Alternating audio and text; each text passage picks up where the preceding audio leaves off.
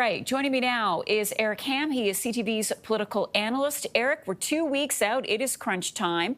Undecided voters, we've talked about them before. You and I think, both kind of agree. Who are they? Where could they possibly be at this point in the race? But nonetheless, we've got the candidates out there.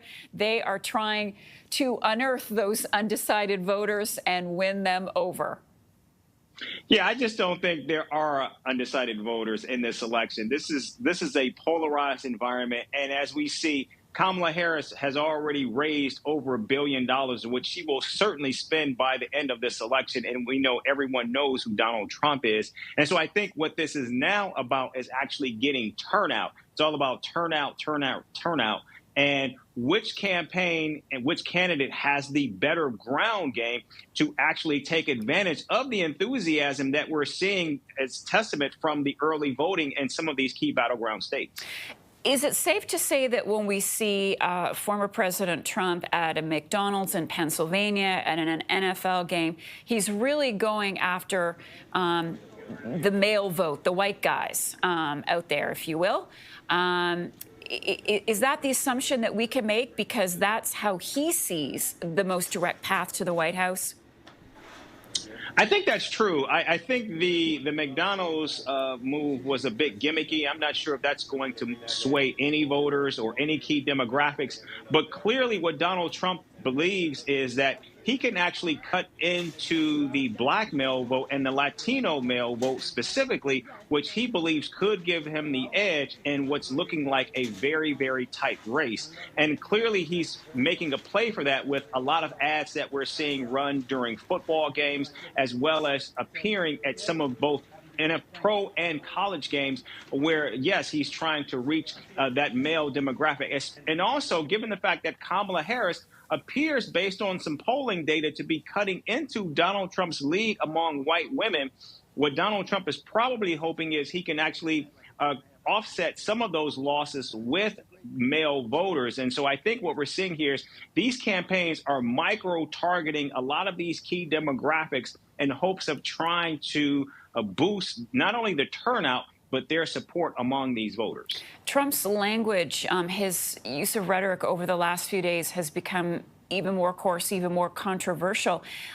Who among Trump's supporters is he trying to reach by calling out Harris in the way that he has?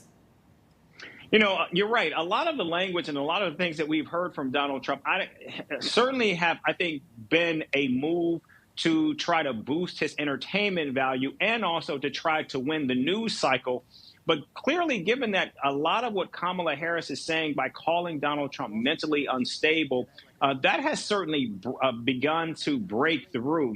And I think what we're now beginning to see is, I don't think that's moving the needle for Donald Trump in these final days. But given the fact that we know just how strong Donald Trump's support is, when, of course, every single vote counts and you're trying to boost turnout, it's clear that what Donald Trump is attempting to do, perhaps in trying to suppress some of the support for Kamala Harris, with what we're seeing from some of the very colorful language that clearly isn't working. And it's all hands on deck for Harris. We've got the Obamas out this week. There's only 2 weeks left to campaign. How much attention will be spent on those key battleground states? Namely, I'm thinking Pennsylvania. Yeah, that's right. And both of these candidates still believe that Pennsylvania is going to be the bellwether in this election, which is why they have made more appearances in the state of Pennsylvania than any other state.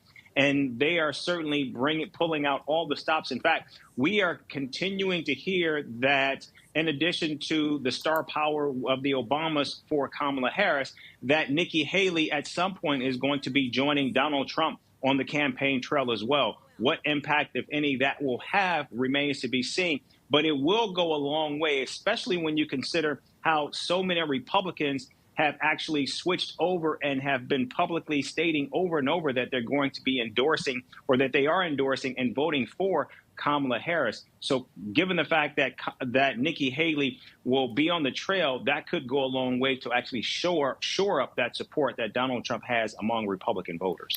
Eric Ham, the clock is ticking. Thanks so much. Good to see you this morning. We'll talk to you soon. Just ahead.